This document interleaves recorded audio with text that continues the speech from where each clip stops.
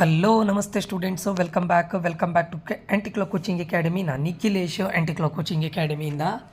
Students ಈ ಒಂದು ವಿಡಿಯೋದಲ್ಲಿ ನಾನು ನಿಮಗೆ ರಿಸಲ್ಟ್ನ ಅಪ್ಡೇಟನ್ನು ಕೊಡ್ತಾ ಇದ್ದೇನೆ. ಪ್ರತಿದಿನ ಕೂಡ ಎಲ್ಲ ಸ್ಟೂಡೆಂಟ್ಸ್ಗಳು ಕೇಳ್ತಾ ಇದ್ರು, ಸರ್ ರಿಸಲ್ಟ್ ಯಾವಾಗ ಅಂತ.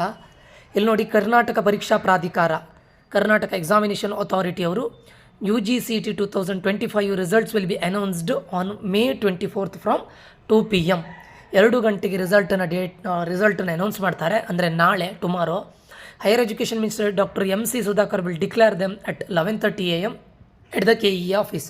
ಅಂದರೆ 11:30 AMಗೆ KE ಆಫೀಸಲ್ಲಿ ರಿಸಲ್ಟ್ ಡಿಕ್ಲೇರ್ ಆಗುತ್ತೆ. ಸೊ ಅದನ್ನು ನೀವು ಮತ್ತೆ ಆಕ್ಸೆಸ್ ಮಾಡುವಾಗ ಅರೌಂಡ್ 2 PM ನಿಮ್ಗೆ ಸಿಗುತ್ತಂತೆ. Okay, results links go live post 2 PM. ಅಂದರೆ ಲೈವ್ ಆಗೋದು ಪೋಸ್ಟ್ 2 PM. ಅಂದರೆ ಯಾಕಂದರೆ ಅವರು ಅನೌನ್ಸ್ ಮಾಡೋದು 11:30 AMಗೆ ಅನೌನ್ಸ್ ಮಾಡ್ತಾರೆ, ನಿಮಗೆ ಚೆಕ್ ಮಾಡಲಿಕ್ಕೆ ಲೈವ್ ಆಗೋದು 2 PM. ಸೊ ಅದು ನೀವು ನೋಡಿ ಎಲ್ಲೆಲ್ಲಿ ಚೆಕ್ ಮಾಡ್ಬೋದು ಅಂತ ಇದೆ ನೋಡಿ. carresults.nic.in, cet.online.karnataka.government.in ಅಥವಾ UGCET ರ್ಯಾಂಕ್ 2025 ಅಂದರೆ ಅದು ಕೊಟ್ಟಿದ್ದಾರೆ ನೋಡಿ.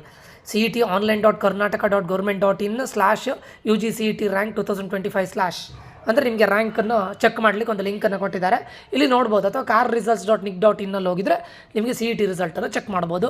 ಅದರ ಲಿಂಕನ್ನು ನಾನು ಕೊಡ್ತೇನೆ, ನೀವು ಲಿಂಕ್ ಹತ್ರ ಹೋಗಿ CET ರಿಸಲ್ಟನ್ನು ಚೆಕ್ ಮಾಡ್ಬೋದು.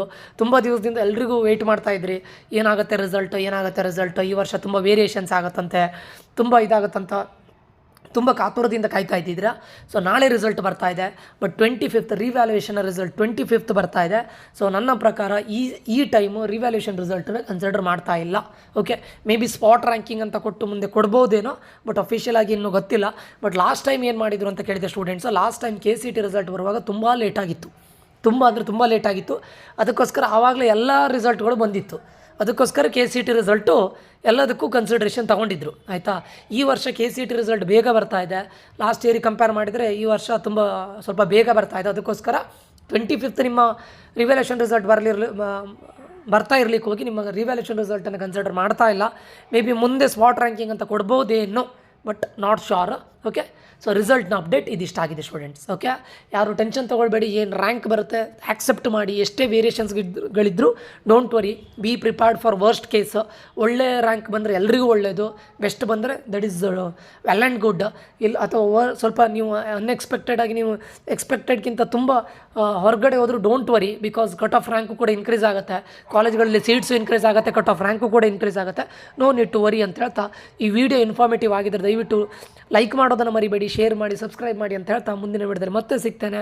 Until that, love you all, bye, take care students.